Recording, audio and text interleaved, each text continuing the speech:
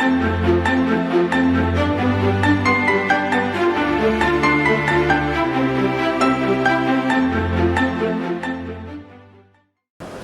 aux premiers arrivants. On va vous partager un projet qui s'appelle Osons. Dans la supply chain, quelquefois, il faut savoir oser pour lancer des programmes de transformation, notamment dans un univers qui est un univers assez historique, traditionnel et un univers d'industrie lourde, puisque là on va vous parler d'un complexe industriel qui est le complexe majeur de la Nouvelle-Calédonie. Donc on a eu la chance d'avoir Patrick Guillon qui est là. On n'est pas venu spécialement juste pour l'événement de Nouvelle-Calédonie, hein. Il reste quelques jours, mais c'était une fantastique occasion de partager ce que serait la transformation digitale d'un complexe industriel et minier tel que la SLN. Alors Patrick va vous présenter le contexte général de la SLN en Nouvelle-Calédonie, et puis on va vous montrer un peu comment cette transformation digitale a pu se mettre en œuvre justement dans un domaine où historiquement on est sur des méthodes de travail et on va dire des traditions historiques de fonctionnement qui ont la vie dure et qui sont difficiles à transformer dans la durée sur des courtes périodes. Juste la présentation, on la partage. La présentation, on la partage donc à trois, mais on a un absent qui s'excuse, c'est Pascal Quérault. L'histoire de la collaboration avec la SLN, c'est Pascal qui a été sollicité au départ par Patrick sur une réflexion purement logistique. Et on s'est rendu compte que c'était l'ensemble de la transformation, de la planification, du pilotage des stocks et des impros de l'ensemble des unités, des pièces de maintenance, qui serait aussi le sujet. Donc c'est à ce moment-là que Citwell est intervenu aux côtés de Vincia et de la SLN. Si vous voulez plus d'informations sur Vincia et sur Citwell, vous avez nos sites internet, donc je ne vais pas perdre de temps à vous présenter les deux cabinets de conseil. Et je vais passer la parole à Patrick directement, qui va vous expliquer déjà ce qu'est la SLN en Nouvelle-Calédonie. Bonjour à tous, merci d'être venus nous écouter. Donc nous allons essayer de vous conter l'histoire du changement de fonctionnement chez une vieille dame de 130 ans. Isolée sur l'île, bon, pas tout à fait l'île de Robinson Crusoe, mais presque en termes industriels. Donc la SLN fait partie du groupe Eramet, comme le groupe Eramet dans un groupe diversifié minier métallurgique français, le seul, avec trois branches d'activité, dont Eramet d'alliage, Eramet manganèse et Eramet nickel, avec une position de premier producteur mondial de minerai et alliage de manganèse et le premier producteur mondial de ferro-nickel avec la SLN. La SLN, c'est 2200 employés basés en Nouvelle-Calédonie, vous verrez tout à l'heure distribués sur plusieurs sites. Et pourquoi la Nouvelle-Calédonie? Parce que 2 tiers des ressources mondiales de minerai de nickel sont dans la zone Asie-Pacifique, avec à peu près 20% en Nouvelle-Calédonie elle-même.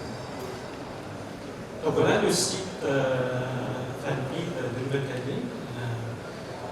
Les opérations de la SLN sont donc basées sur 5 sites différents. Comme vous le voyez à l'écran, répartis sur 5 usines en rouge en bas, d'Ognambo, et 5 centres miniers. Donc vous avez sur les photos la première avec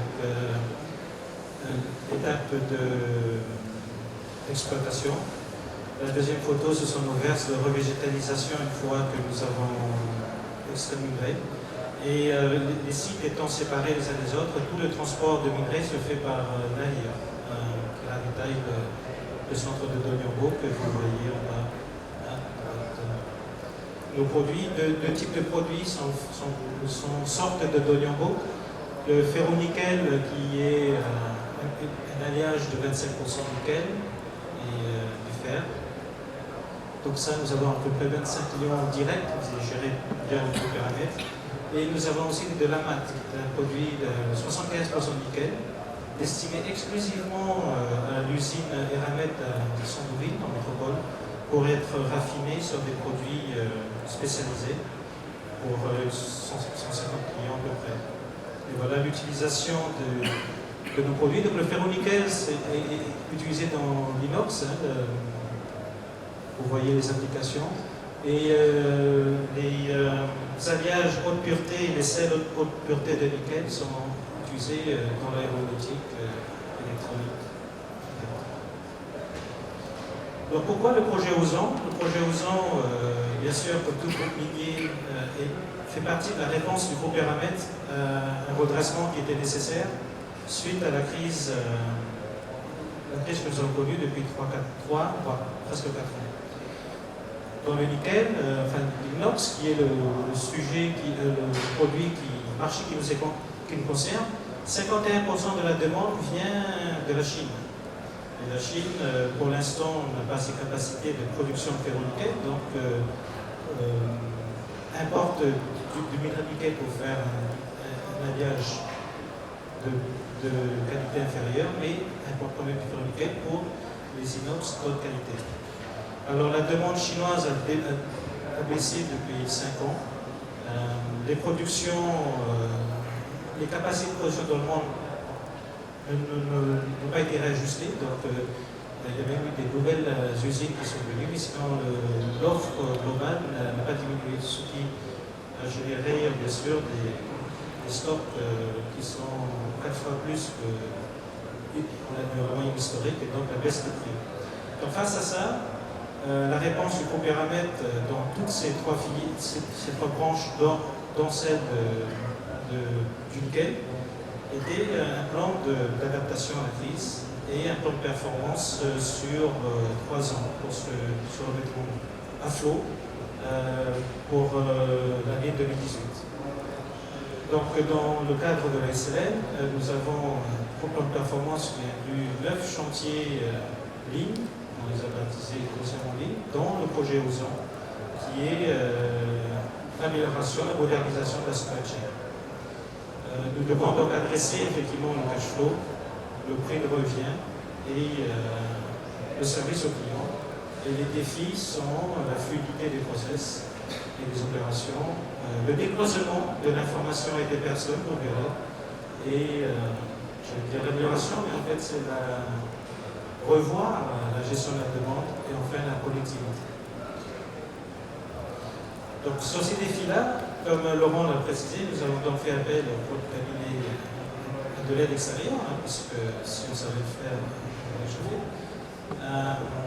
Et l'analyse fonctionnelle, le diagnostic nous a orienté sur 4 chantiers du projet Ozan. Donc le projet Ozan concerne 4 chantiers. Vous avez un premier chantier qui était la refonte des process opérationnels, donc le lean magasin, comme on l'appelle, et la mise en place d'un système WMS pour la gestion de magasins et notre distribution interne. Vous avez un chantier innovation dans lequel c'est toute notre partie de gestion avant de la supply chain et qui mène à son exécution, donc les méthodes d'approvisionnement, de gestion de stock et d'achat, même en relation avec nos fournisseurs, on verra tout à l'heure. Vous avez un troisième chantier, on appelle l'innovation parce que, comme vous pouvez imaginer sur un site, une société avec 5 sites différents, avec des pratiques bien ancrées, l'innovation vient du fait du deuxième défi. Comment décloisonner l'information qui est répartie, comment l'utiliser plus efficacement et surtout comment décloisonner les hommes et les femmes dans leur fonctionnement au quotidien. Cela nous mène au pilotage TIC, donc c'est comment on applique cette innovation à la gestion de nos approvisionnements, de nos stocks et la réduction de notre BFR. Et puis, bien sûr, le 4e volet qui garantira la pérennité et la performance du projet Ozan, c'est un peu comme la cale qu'on met dans la route d'amélioration. C'est la mise à jour de nos processus et nos standards pas en réaction à la transformation que le projet Ozone nous apporte, mais sur ce slide, c'est pour vous donner effectivement sur les chantiers que j'ai cités, juste pour exprimer que c'est bien un projet transverse, avec un plan d'action comprenant une centaine d'actions différentes sur tous les domaines de l'entreprise, que ce soit l'exploitation, la maintenance, l'engineering, bien sûr, la supply chain, la comptabilité, le contrôle de gestion. Donc, une centaine d'actions, dont 20 actions sur le système d'information pour transformer notre performance. Et tout ça planifié sur 2 ans. Comme je disais, l'objectif étant l'année 2018 doit bénéficier des fruits pleins de ce travail et des autres chantiers libres qui sont en cours. Peut-être Patrick, pour préciser, le côté inhabituel de la maintenance, la difficulté quand on aborde la question de la disponibilité des pièces, puisque c'est un peu le critère clé de l'ensemble des secteurs industriels et des mines, c'est qu'elles veulent avoir leurs moyens de production disponibles à tout moment. Et c'est vrai que quand on est dans un secteur de produits de grande consommation, où on a des clients en face, c'est souvent assez facile de se dire les produits chers ou à forte rotation, ça va être les produits principaux sur les marchés difficiles. Et l'environnement de la maintenance est beaucoup plus complexe, parce que la question c'est de dire finalement, et tu reviendras dessus, il y avait 4000 unités de maintenance, donc vous pouvez imaginer les énormes camions qui sont sur les mines, vous pouvez imaginer les fours, vous pouvez imaginer des structures industrielles colossales à l'intérieur duquel on a une nomenclature de 4000 unités de maintenance. La question c'est quelles sont les unités critiques, quels sont les organes critiques et quelles sont les pièces qu'il faut absolument tenir en stock. La dérive de la SLM depuis plus d'un siècle, c'était d'avoir des stocks énormes sur plein d'unités, sur plein d'organes à remplacer. Quelquefois, ces organes, ils avaient été démontés depuis bien longtemps, recyclés, et on avait toujours les pièces dans les stocks. Donc, des pièces non repérées, des stocks disproportionnés par rapport aux besoins. Et donc, la première étape importante, c'était de dire qu'est-ce qui est critique ou qu'est-ce qui n'est pas critique finalement dans l'ensemble des pièces de la maintenance et du dimensionnement des stocks à faire. Oui, tout à fait. Le fonctionnement de la SLM, c'est 5 sites en opération 24 heures sur 24, 7 jours sur 7. Bien sûr, les 4 sites des centres miniers pour alimenter d'Oyongo. Et dans ce contexte-là, effectivement, chaque site veut son stock disponible au cas d'une casse. Et vous imaginez bien le gars de la supply chain qui vient leur dire, bon, la feuille de route SLM globale de réduire le prix de revient de 25%, ça veut dire réduire le BFR stock de 30%, tout en vous garantissant un taux de disponibilité haut. Bon, après, une fois que les gens ont rigolé et que certains ont essayé de chasser de leur bureau, la réflexion de digitalisation, si on veut l'appeler ainsi, a commencé. Et c'est là qu'effectivement, sur Doniambo, nous avons 4000 unités de maintenance et nous avons 3000 unités de maintenance basées sur les 4 autres centres miniers. Donc c'était un exercice où nous avons passé en revue 7000 unités de maintenance et nous les avons tous classifiés dans des notations de criticité que vous voyez sur une grille classique d'analyse des risques sur la droite. Les 7000 unités de maintenance ont été passées dans cette moulinette, si vous voulez, pour en sortir des criticités notées 1, 2 ou 3. Donc les criticités 1, ce sont les installations ou les unités de maintenance et de production en fait, qui, si elles sont arrêtées, nous coûteront plus d'un 20 millions de francs pacifiques par jour en arrêt d'exploitation. Donc sont totalement en 1, les oranges en 2 et les verts en 3. Donc par rapport à ça, l'exercice quand même a été, on va dire, laborieux, Mais nous avons quand même fait bouger à peu près un tiers des unités jusqu'à là considérées comme critiques, donc dans la zone rouge, dans la zone 1, ont été déclassées dans la zone orange ouverte. Donc c'était bien le signal fort, si vous voulez, de nos exploitants et de nos mainteneurs qu'ils adhéraient ou qu'ils jouaient le jeu au moins du challenge, des défis qui nous ont été mis en avant pour réduire le verre de 30% et d'accepter cette gestion par les risques de nos installations, qui est quelque chose de complètement innovateur pour nous, puisque jusqu'à présent, la tradition, si on peut l'appeler ainsi, c'était je veux ma deuxième unité en sécurité, je ne sais pas, on stocke à côté, je ne sais pas. Donc c'est justement le défi de l'équipe approvisionnement de Patrick, c'était d'être capable de faire la différence entre des produits qui ne sont pas rattachés à des unités critiques et qui ne provoqueraient pas un arrêt des opérations, et des secteurs industriels qui avaient toujours tendance à surestimer le risque. Donc à dire, si il me faut cette pièce-là en stock, parce que sinon, on verra après, mais c'est 3 mois de délai d'approvisionnement. Donc s'il n'y en a pas une, s'il n'y en a pas deux, si j'ai 3 moteurs reliés à des systèmes de rotation qui tombent en panne en même temps, qu'est-ce que je fais? Tout ça, c'est proche d'analyse statistique, le risque de panne. Donc c'est vraiment leur faire exprimer ces matrices de criticité et après pouvoir les mettre dans des systèmes pour catégoriser les produits. C'était un point clé. La catégorisation du produit n'étant pas tout, après il faut savoir quel niveau de sécurité était défini entre le secteur et la logistique. Tout à fait.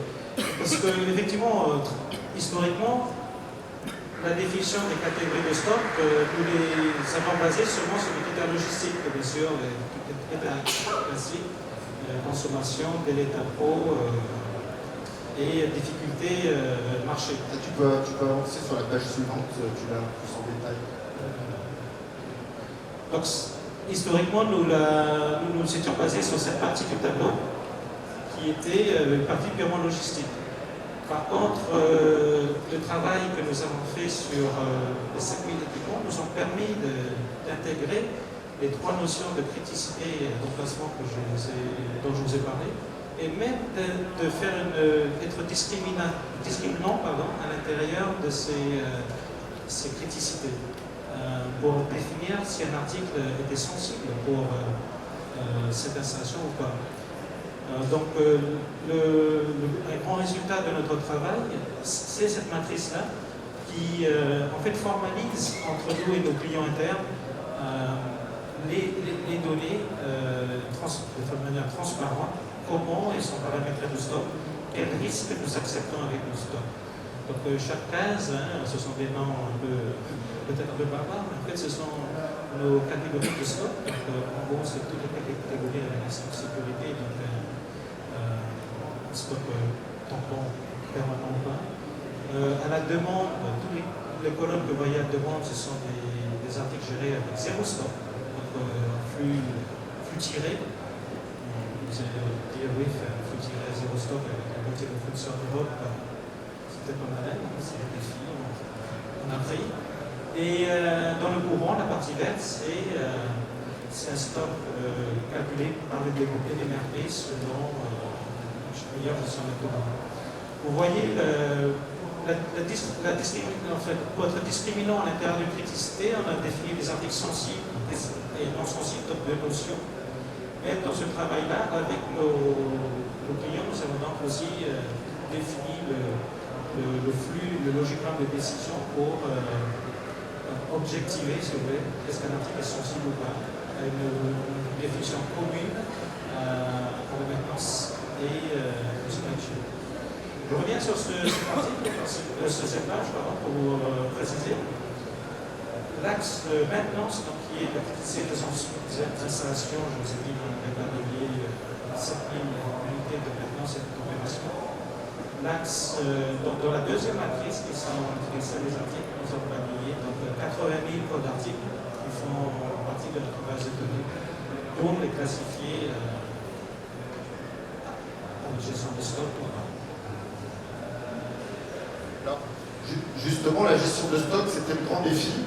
puisque en fait la SLS était équipée d'un ERP essentiellement orienté maintenance. Donc on ne peut pas dire que les règles d'approvisionnement et le pilotage des stocks étaient très développés, même s'il y avait des règles de gestion qui avaient été mises suivant les catégories.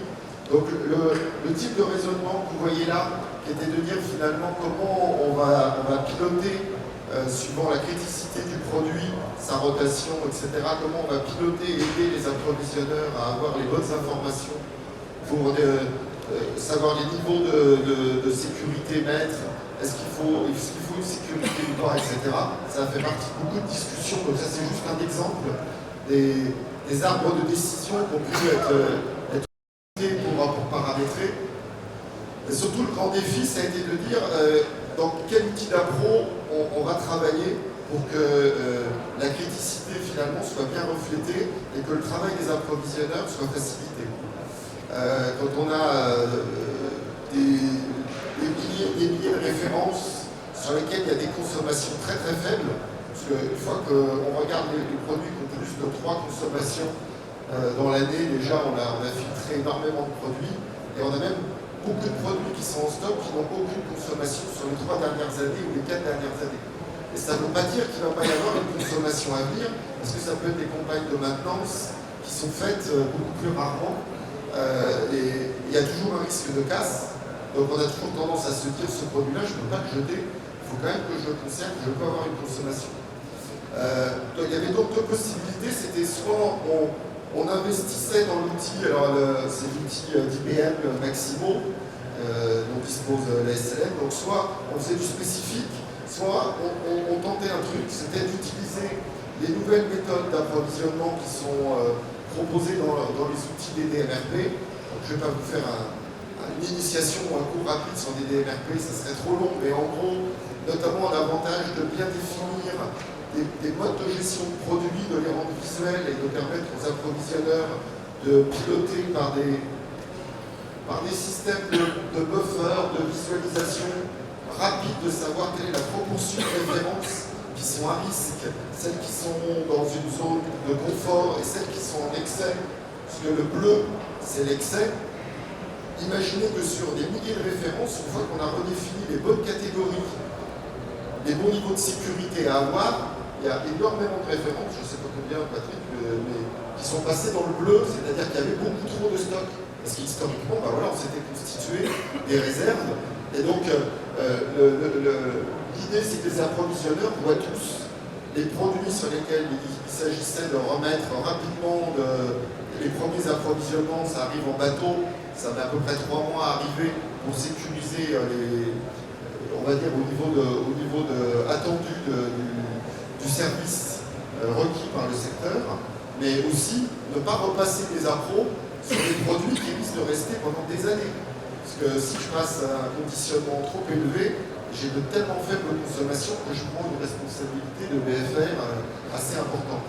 Donc des approvisionneurs qui étaient classiquement habitués à retraiter des propositions dans un cadre de calcul ERP traditionnel, le challenge, ça a été de les faire basculer dans un outil visuel sur lequel ils se sentaient suffisamment à l'aise et avec une grande confiance pour dire oui, je vois si j'ai des appros à passer ou pas, avec des propositions à confirmer, à accélérer, enfin un ensemble d'informations qui leur permettaient de piloter plus sereinement leur stock. Un autre aspect très important dans la maintenance, c'est d'anticiper des campagnes de maintenance particulières. Alors, si je ne dis pas de bêtises, il y a 4 fours principaux à l'usine de Devereux. Oui, en fait, il y a 3 fours. Il y a 3 fours, j'ai dit des bêtises.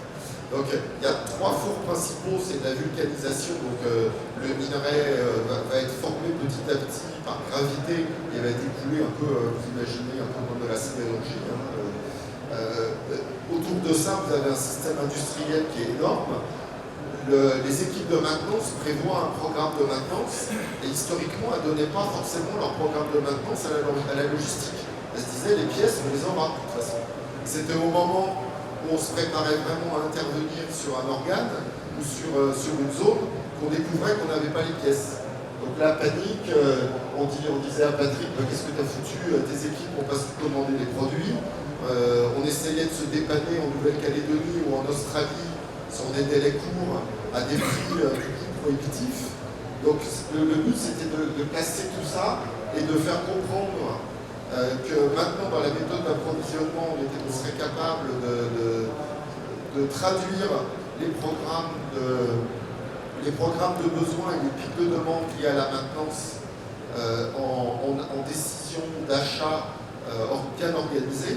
Donc l'idée d'avoir une méthode d'approvisionnement qui permet de faire comprendre précisément à un secteur industriel ou un secteur minier que s'il donne l'info de ses surconsommations dans 1 mois ou dans 2 mois, ça va être bien pris en compte et ça ne va pas faire surdimensionner le stock pendant derrière des années. Donc avec des systèmes qui font que le buffer stock, il va rester tel quel. J'ai juste fait passer une demande exceptionnelle qui a provoqué un achat exceptionnel, mais je n'ai pas surdimensionné mon stock pendant des années parce que j'ai juste fait une campagne de maintenance. Ce genre de choses, c'était tout nouveau. Parce que quand vous avez un système qui travaille plus sur l'historique des consommations, bah, vous avez fait une maintenance exceptionnelle, il peut croire que vous allez surconsommer et continuer de beaucoup consommer pendant des mois et des mois. Donc ce système-là, c'était important. Comme je vais revenir, c'était très important de connecter ça aussi à des réunions de planification où les gens se parlent de ces besoins d'anticipation ou de problèmes de surconsommation pour que l'équipe approvisionnement puisse réagir et changer un certain nombre de paramètres. Donc l'appropriation qu'on suit de près avec Patrick sur l'équipe approvisionnement, donc il y a 7 approvisionneurs principaux qui se répartissent dans toutes les familles de produits, leur capacité à bien utiliser ce qui sort des réunions pic pour mettre les bons paramètres ou aussi suivre des évolutions dans les consommations d'un certain nombre de consommables dans les usines, ça a été un critère très important. Dans la vie de SLN, culturellement, il y a un budget annuel qui était très très fort, c'est-à-dire que l'idée c'est cette année on va faire 53 000 tonnes de nickel, 54 000 tonnes de nickel ou 55 000, ça drivait énormément l'organisation de l'activité. Et puis après, on considérait que tout allait se passer tous les mois avec du minerai qui allait arriver, qui allait être mis dans les fours et que le nickel allait se produire de manière confortable. Et c'est pas du tout ce qui se passe. Le minerai qui est extrait, d'une cargaison à l'autre, il n'a pas les mêmes propriétés, donc il peut détériorer les pièces, il peut surconsommer, notamment dans les fours, il y a des briques réfractaires, il y a un certain nombre d'additifs qu'il faut mettre. En fait, tous ces éléments-là qui sont cruciaux pour réussir la production et maintenir le bon niveau de cadence de production, tout ça était suivi mais n'était pas partagé entre l'industriel et la logistique pour essayer d'être au plus proche possible justement des évolutions de consommation et des événements exceptionnels. Donc l'idée, ça a été de beaucoup retravailler notamment ce qu'on appelle le peak secteur, c'est-à-dire que chaque secteur minier ou chaque secteur de l'usine va travailler tous les mois pour préparer ces événements exceptionnels, aussi bien en maintenance qu'en écart de conso, pour que ça soit pris en compte par l'équipe approvisionnement. Et traduit après à une taille plus proche de l'exécution, même si l'exécution c'est des fois des commandes à passer 3 mois en avance. Donc c'est de l'exécution à 3 mois ou 4 mois, sinon je ne peux pas anticiper, dans le cadre de l'approvisionnement des DMRP. Ce qui veut dire que quand on arrive au niveau, là vous avez le nom des différents secteurs, et Dan, c'est le service approvisionnement de la SLN que dirige Patrick.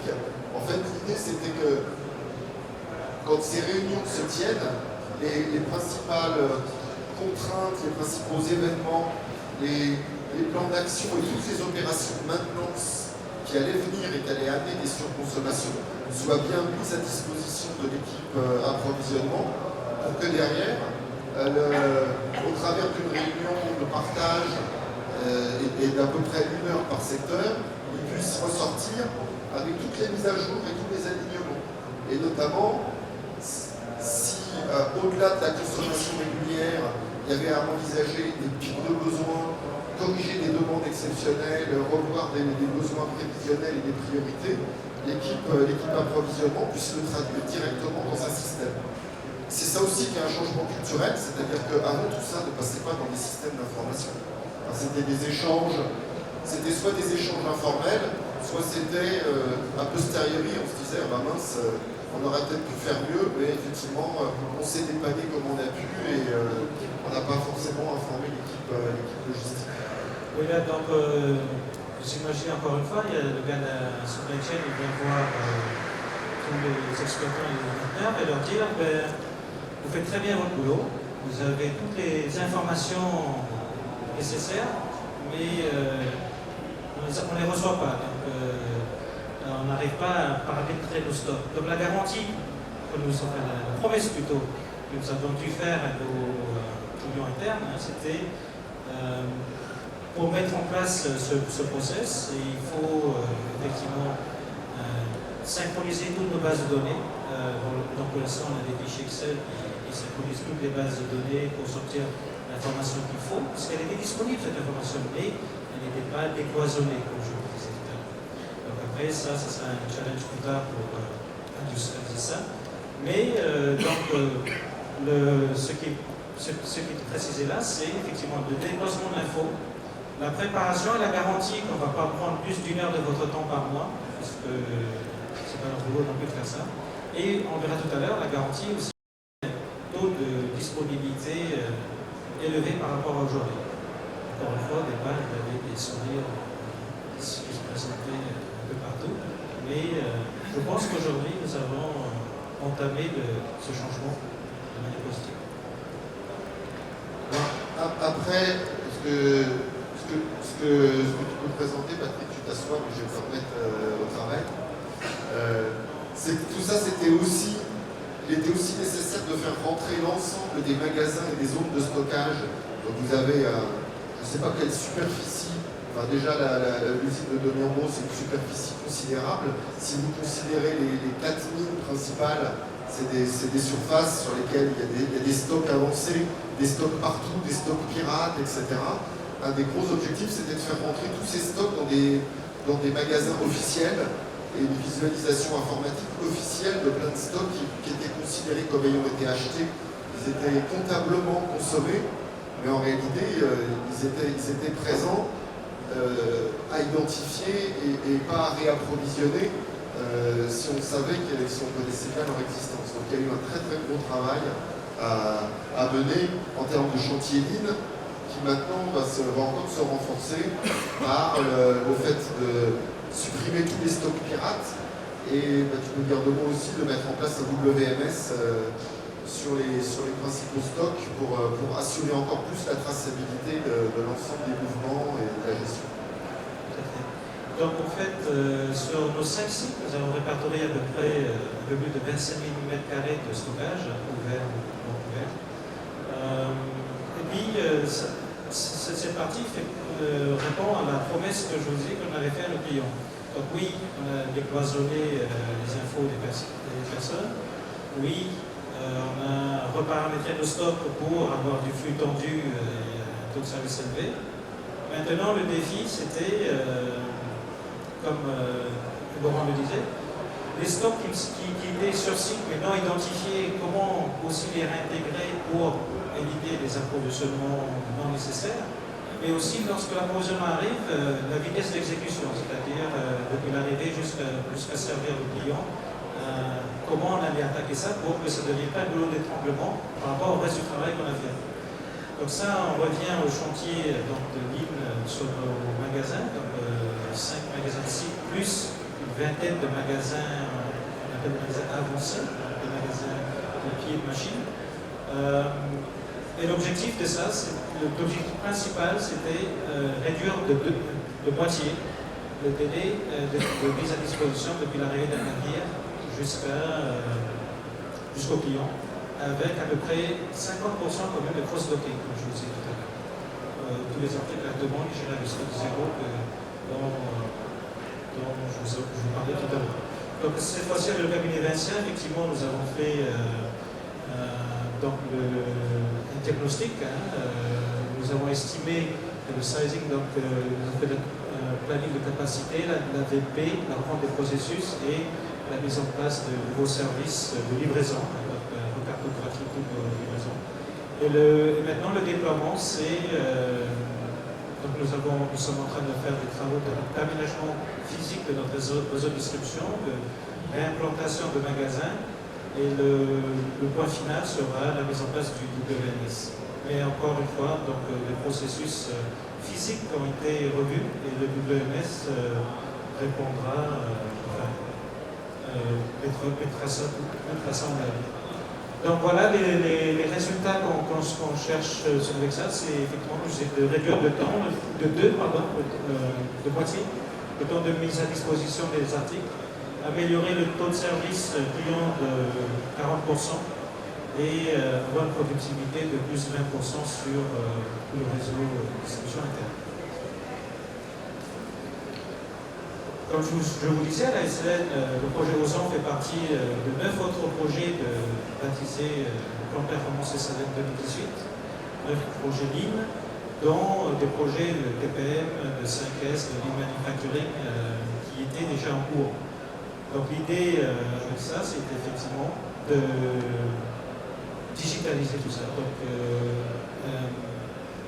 prendre le travail en cours, l'informatiser, le mettre dans une base de données, quelle qu'elle soit, pour ensuite les extraire et faire cette consolidation dont je vous parlais tout à l'heure, de préparer la venue du WMS pour gérer ces opérations. Et donc un grand travail, là vous avez des photos de démarche 5S et Lean qui a été fait sur les mines. Donc là, ce sont des magasins avancés donc, au bord de machines, des machines, pardon. Et toute la démarche a été d'identifier les stocks pirates, les ranger, les comptabiliser, donc qui reviennent dans nos chiffres comptables et dans le calcul de notre BFR. Et donc on est dans cette phase en ce moment de caractérisation du pré-stock en cours qui est la pièce info qui est chez nous.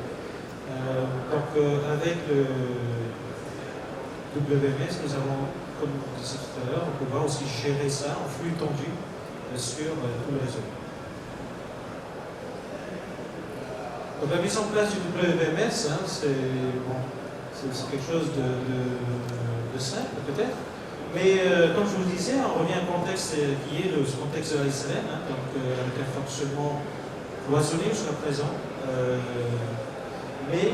Donc les objectifs étaient bien la fluidité des opérations. On passe à deux systèmes, un WMS et notre ERP, mais on réduit le temps de process et on améliore la fiabilité. Décloisonnement de l'info, donc sur 5 centres miniers et un nombre important de bases de données, comment faire mettre tout ça en œuvre. Nous passons donc aussi à une gestion de la demande pour avoir un fonctionnement tiré par la demande. Et nous avons des connectivités, un challenge de connectivité. Comme vous voyez sur nos 5 sites, nous avons le Wi-Fi, le 4G ne passe pas partout, donc il y avait toute une stratégie à mettre en place pour pouvoir déployer les outils que nous souhaitons mettre en place. Un aspect aussi particulier chez nous, c'est que nous avons 2500 personnes habillées. Donc dans ce fonctionnement normalement B2B, nous devons aussi prévoir d'habiller nos 2500 personnes en gestion des vêtements de travail, de remplacement des EPI, qui sont un module dans notre WMS que nous avons mis en place avec l'aide citoyenne. Alors les principaux résultats qu'on suit aujourd'hui, comme le disait Patrick, il y avait quand même la pression du BFR. La difficulté sur les stocks, c'est qu'il y avait donc beaucoup de stocks pirates. Déjà, les réintégrer, ça faisait monter le stock. Parce qu'en fait, c'était admettre que beaucoup de produits qui n'étaient pas comptabilisés faisaient quand même partie des besoins de fonctionnement. Donc on a eu des premières phases où on a remis des niveaux de sécurité, remonté du stock, et après on a regardé comment tout le travail autour justement du processus d'anticipation, mais aussi du pilotage d'approvisionnement, permettait de progresser. Donc, classiquement, de toute façon, on n'a rien inventé. On a vu qu'il y a des produits aujourd'hui et des pièces qui étaient demandées en disponibilité à 100%, parce que complexité très élevée. Donc ça, c'était les catégories sur lesquelles on a eu le moins de tolérance sur les ruptures potentielles. Ben, depuis 6 mois qu'on a mis en place le système des DMRP et que les 7 approvisionneurs travaillent dans cette logique, ben, même sur les produits à 100%, le stock baisse. C'est-à-dire qu'ils se sursécurisaient de manière systématique. Et là, comme il y a une visualisation simple des excès et une capacité à renégocier avec les secteurs de manière positive le besoin de sécurité, on est sur des tendances où très très vite, comme je disais, les excès ils apparaissent et le secteur et la logistique peuvent travailler ensemble pour réduire. Et l'autre aspect, c'est qu'il y a des produits qui peuvent être en sourcing proche. On trouve quand même des produits en Nouvelle-Calédonie dans des zones industrielles. Donc là aussi, le fait d'avoir dit, ça c'est un produit de consommation courante, on va arrêter de se mettre un niveau de stock comme si il fallait des mois pour l'approvisionner, alors qu'en 2-3 jours, je peux le trouver chez un grossiste local. Bah, c'était aussi un peu une petite révolution par rapport à certaines habitudes, mais ça a permis de gagner aussi pas mal en stock. Donc aujourd'hui, ce qu'on suit et ce qu'on renforce en permanence, c'est la confiance que les approvisionneurs ont dans toute la méthode, dans toute cette méthode d'approvisionnement, et la cohérence avec ce qui se dit avec les secteurs industriels et les secteurs miniers. L'autre aspect, c'est que, comme disait Patrick, le chantier Ozon comportait plein d'actions, certaines actions qui étaient des actions de performance. Donc en fait, il y a beaucoup de choses qui consistent à faire admettre qu'il y a des standards à appliquer dans des zones où c'est des zones un peu difficiles d'accès. Une mine, quand on monte à 1000 mètres d'altitude et qu'il y a un petit centre industriel à cet endroit-là, les gens sont un peu livrés à eux-mêmes. Leur faire appliquer des procédures, c'est pas toujours évident. Donc là aussi, l'idée de l'informatisation d'un certain nombre de choses, c'est d'obliger et de détecter les choses qui ne seraient pas standards. Cela dit, il y a vraiment des choses qui sont maintenant bien dans les têtes, l'ensemble de la gestion des catégories, et on se heurte à un certain moment à des problèmes qui sont, sur une mine, un produit peut être très critique, et pas critique sur une autre mine, ou il peut être critique au global ou sur l'usine et pas sur un certain nombre de mines. Donc on se rend compte que le système d'information, il faut aussi qu'il évolue. Parce qu'aujourd'hui, par exemple, on peut gérer une catégorie que globalement à la SLN, alors que par site, le niveau de criticité de la pièce ne va pas être la même. Donc il y a encore des besoins d'évolution dans un certain nombre de solutions pour pouvoir aller chercher encore plus loin. Ça, c'est notamment les évolutions achat à pro qui sont prévues pour aller chercher encore plus de gains. Voilà, mais en fait, vous avez là la vision de l'ensemble l'ensemble des travaux qui ont été faits là, sur la partie plutôt magasin. Je pense que ça a impliqué à peu près une quinzaine de personnes. Mais quand on a travaillé avec l'ensemble des secteurs, usines, miniers, les gens qui gèrent toute la base de données, les gens qui décident qu'une référence elle doit être créée parce qu'il y a un plan, il n'y a pas de plan, etc. On a fait des ateliers avec une cinquantaine de personnes qui ont petit à petit appris à travailler différemment et à se connecter justement les uns aux autres autour du même processus. Je ne sais pas si tu voulais aborder d'autres points en conclusion. Si vous n'avez pas de questions particulières, vous avez des questions particulières.